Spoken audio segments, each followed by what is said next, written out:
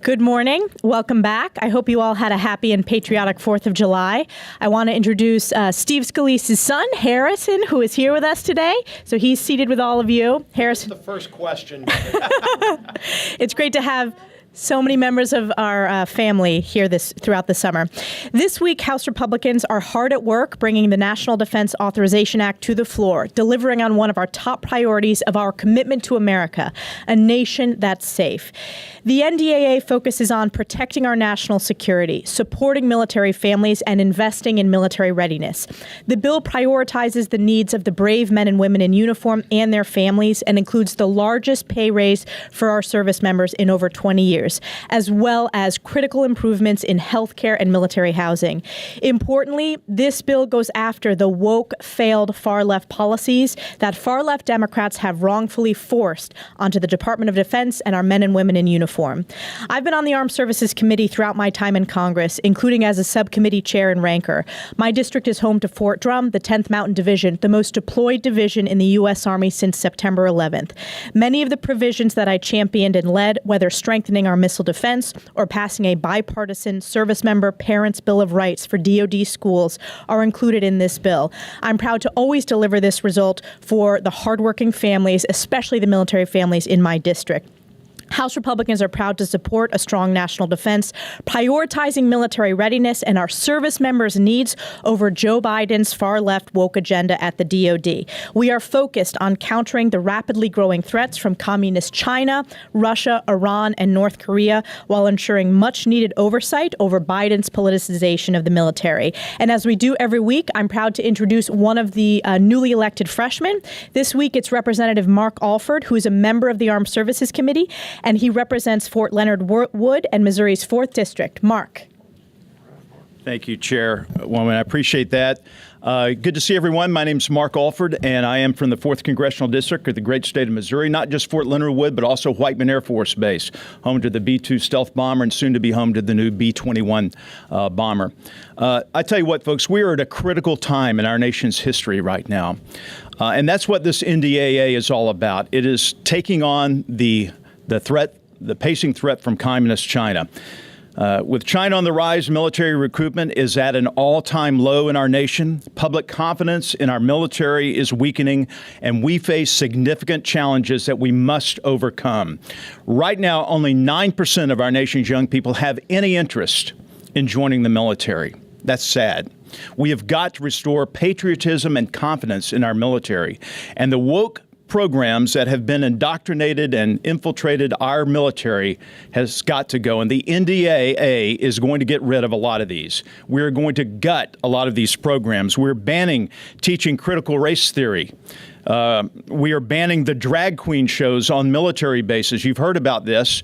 Members, through approval from the armed services, have gone on with their drag queen performances and trying to recruit members through a digital ambassador program. We are making sure that that does not happen anymore. We are defunding our counter-extremism working groups. We're eliminating the chief diversity officer, and gutting the DEI workforce. We're also establishing a Parents' Bill of Rights so that parents can review materials taught in DoD schools. And we're providing a path back for those who left the military because they would not take the mandated COVID vaccine. We've got to make things right, and I'm most proud that we are giving the military a raise of 5.2%. It is long overdue. We've got to restore confidence in our military, and the NDAA is the path forward to do that. Thank you, and I'd like to bring up now our whip, Tom Emmer. Thank you, Mark. Great job. Last Friday, we marked 6 months of the House Republican majority. And over these past 6 months, many members of the media have continually underestimated House Republicans. When we were getting ready to pass H.R. 1, our first big legislative item on the agenda, they didn't think we could do it, but we did. We made good on our promise to help lower costs for families and unleash American energy. When we took up H.R. 2, the Secure the Border Act, they doubted whether we could get that done. We passed it and provided a common-sense blueprint to address Biden's inhumane crisis at the southern border. When the Biden White House and Schumer Senate refused to come to the negotiating table on the debt limit, we led the way by passing our own legislation that saves taxpayer dollars while avoiding default. And when Democrats couldn't bury their heads in the sand any longer, we passed a debt limit deal that changes the way Washington works and puts us on a path towards fiscal responsibility for years to come.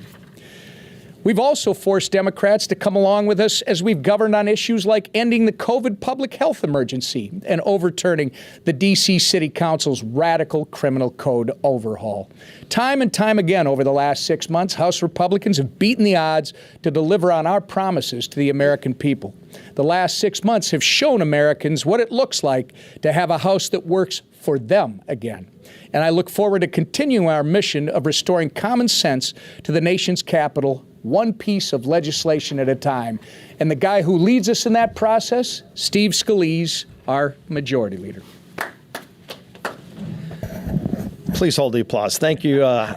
Thank you, Mr. Whip. And as Tom talked about, it's been a very busy first 6 months under this Republican House majority. And this week is no different. We've got a very busy agenda this week, starting the National Defense Authorization Act, a bill that's really important, especially under what we've seen with Joe Biden, moving the focus of our Department of Defense away from its core mission and trying to inject his woke ideology and the left's woke ideology at the expense of our ability to confront our adversaries. This NDA refocuses the military on its core mission. One, making sure that we give the tools to our men and women in uniform, not just a pay raise, but the actual tools that they need to go out and be trained properly, to go out and have the best military technology in the world to combat adversaries who want to do us and our allies around the world harm. And that's what this is focusing on, the threat that the Chinese Communist Party is posing on the world. Biden has gotten so far away from that. This NDAA refocuses what has been needed for a long time, a conversation about how we properly fund our nation's defense.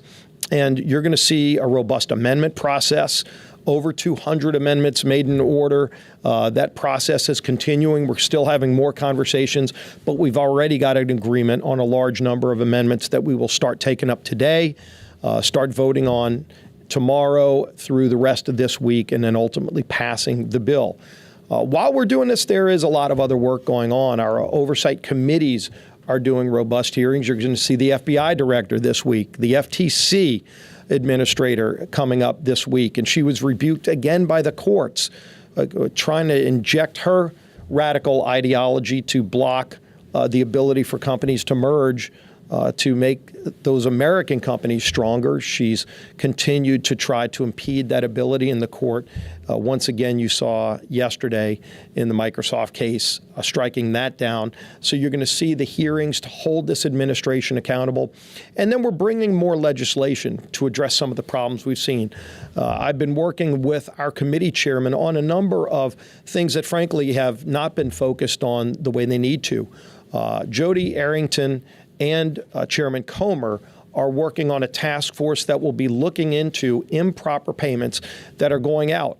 The sixth largest expenditure item in the federal budget, sixth largest, are improper payments going out to people that don't deserve them. Over $250 billion last year were sent to people that don't deserve them, including some people in foreign countries getting things like COVID relief.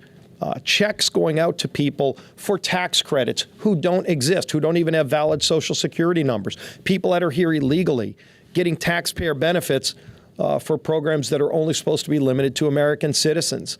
Again, $250 billion we've already identified in improper payments, and Joe Biden doesn't care that this money is going out the door. These are hardworking families who are working hard, struggling under the weight of Biden's inflationary policies, having trouble paying for their electricity bill, for food at the grocery store, and then they find out that the sixth largest item that the federal government spends money on is sending checks to people who don't deserve that money while they're working 2-3 jobs in some cases to barely get by. So we're going to be aggressively rooting that out as well.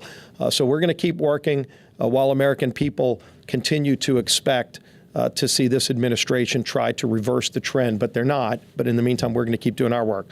With that, unless Harrison has a first question, I'll take somebody else's. Yes. Just a question on the NDA. First on timing, are you guys going to finish it this week? And we just talked to Scott Perry, the HFC. He says abortion, gender, and Ukraine amendments have got to get a vote. Will those amendments get votes? Yeah, and we've been having conversations with Scott Perry and others on just what the final round of amendments will be. There are already some amendments that have made it through on some of those issues. There's additional conversations we're having. We did get agreement last night. I think it was about 290 amendments that we got agreement on that we put in the rule that we're going to pass today. And so once that rule passes, we'll then start actually debating those amendments and start voting on them tomorrow.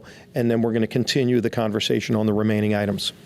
Thank you, leaders. Scalise, one question for you and then one for Whip Emmer. Can you comment on the CBO's testimony on Social Security's finances that's released today? And then for Whip Emmer, do you expect the rule on today's NDA amendments to pass, given last month's debacle?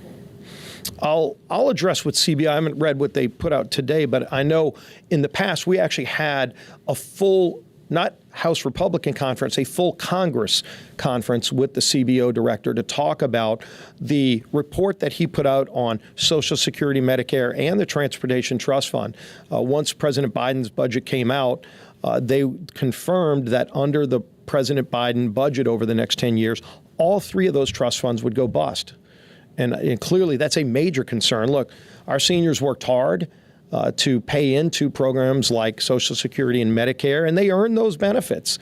And the fact that because of President Biden's out of control spending over the last few years, it's actually sped up the insolvency of important programs like Social Security is a major concern. We need to protect those programs and strengthen them for future generations. And the Whip's office listens to all our members. I'm confident that we're going to be moving forward with these amendments. But we're going to have to listen to all our members. We had a great discussion in conference this morning, and those discussions will continue. And as we've talked about in the first 6 months, we'll ultimately work together as a team and we'll get it done. But the votes are there to pass today's rule? I'll say it again. We are talking to all of our members. I'm confident that the rule will go forward today. Thank you. Yeah. On the House GOP tax bill, do you expect to get it on the floor before the August recess, or is that something that happens taken up late? Well, the agenda right now is very full. You look at the appropriations bills, we already have half of the appropriations bills out of committee, and Chair Granger is working on the remaining 6 right now. 2 more are coming out of committee this week. The other 4 coming out of subcommittee this week. So, we're looking at a lot of time being spent on appropriations bills. Chairman Smith is working with other members on remaining issues with that bill. We want to get it done as soon as we can bring it forward, but we have a lot of other bills that are teed up. But getting the NDAA done and then getting the appropriations bills are what are front and center right now. Obviously, with some deadlines looming, those are the ones we're dealing with first, and then we'll really look forward to getting that economic agenda moving forward. Way back, all the way in the back, yes. Madam Curran, version of the New York Times. Why the reticence to give Perry and others the amendment votes that they want on issues like Ukraine, abortion, trans rights? Is it that you're afraid that they might actually get onto the bill and complicate the NDAA, or that they'll split the GOP? And just to follow up on I wouldn't categorize it as reticence. Obviously, we're having discussions about a lot of amendments. There were over 1,500 amendments filed, so it's not like you just say, let's let all 1,500 amendments in. We go through all of the amendments and we work with the members, and so that process is going on right now. But it doesn't usually look like this in the end, right? So Oh, you'd be surprised. It looks just like this a lot of Yeah. times. And just to follow up on what Eric was asking, how do you get this done this week, or is this going to have to be delayed now in its resolution? When do you think you can actually make a deal? Well, we're going to move through as many as we can. If you look at the schedule for tomorrow, we have a vote series at 1:30 where we're going to start doing amendments. And you remember back, under the last Congress when they had proxy voting, every single vote, whether it was a quorum call, whether it was an amendment, you couldn't get a vote through the process without at least 25 to 35 minutes. We got rid of proxy voting, and in fact, now we're going to 2-minute voting.